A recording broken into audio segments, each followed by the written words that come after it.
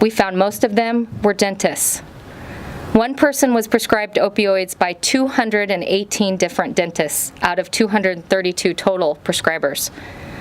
For dangerous drug combinations, we found instances where people were receiving opioids, benzos, and muscle relaxants. When combined, these three drugs, the total effect of these three drugs is greater than the sum of the individual effects. Our data analysis revealed 4,270 people who were prescribed this dangerous combination. Over the course of 36 months, we found that 864 individuals had been prescribed all three for at least 10 months. Our analysis also found over 34,000 people received a combination of two of these drugs, benzos and opioids, for over 10 months or more. We also found an alarming trend for prescription stimulants that is occurring in many age groups in Oregon. Due to its rapid growth nationally, addiction to stimulants is forecasted to be the next drug epidemic. Another medication, zolpidem, commonly prescribed under the brand name Ambien, has been used as a date rape drug. In analyzing Oregon's PDMP data, we also found instances of potentially excessive quantities of this drug. For example, one person received over a 1,500 days supply of a controlled substance from 5 different prescribers in a single year. Currently, OHA cannot share this information with law enforcement. We also found another increasing trend of gabapentin. When taken with prescription or illicit opioids, it enhances the euphoric effect. When taken alone in high doses, gabapentin can produce a marijuana-like high. In 2017, prescriptions for gabapentin with Oregon's Medicaid program rose by 50% from the prior year and followed closely behind prescriptions for oxycodone.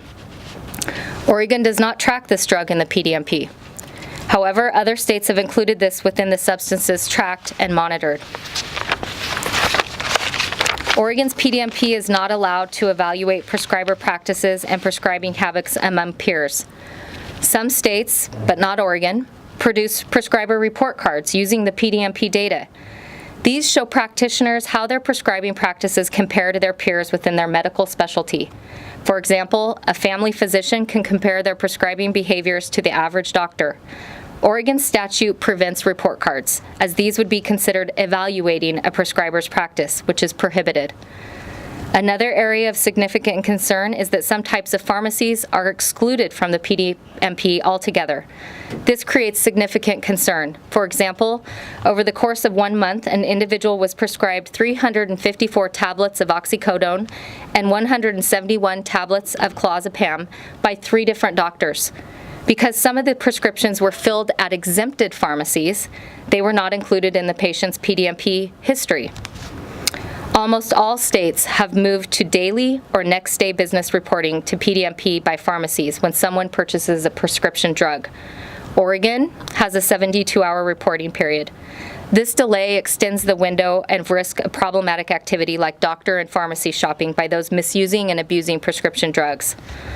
Also problematic, the current PDMP program is not adequately following up on entries with errors. Instead, those entries remain in limbo without being part of the system. The audit found some data submissions that have been on hold for years. Incomplete data reduces the effectiveness of the entire program. Veterinarian prescribed controlled substances are also exempt from being reported to the PDMP. Nationally, veterinarians have reported concerning cases of pet owners intentionally harming their pets to get drugs. This has occurred in multiple states, including Oregon. Although some veterinarian prescriptions were found in Oregon's PDMP database, the state does not make it a requirement. 18 other states collect this information. Other states collect prescription detail beneficial to understanding and addressing substance misuse and abuse issues that Oregon does not. 46 states, PDMPs, collect the method of payment from their programs. This would be instances like Medicare, Medicaid, private insurance, or by paying with cash from the individual. This can help flag suspicious activity. Nearly 40 states have expanded the dispensed prescriptions they collect to include all Schedule V drugs. This allows them to monitor the trends of all the controlled substances listed in the Controlled Substances Act. Oregon currently does not collect this information. When we compared Oregon to neighboring states, we found that each of those states' PDMP has instituted at least 5 leading practices. Oregon has not implemented any of them. Our recommendations to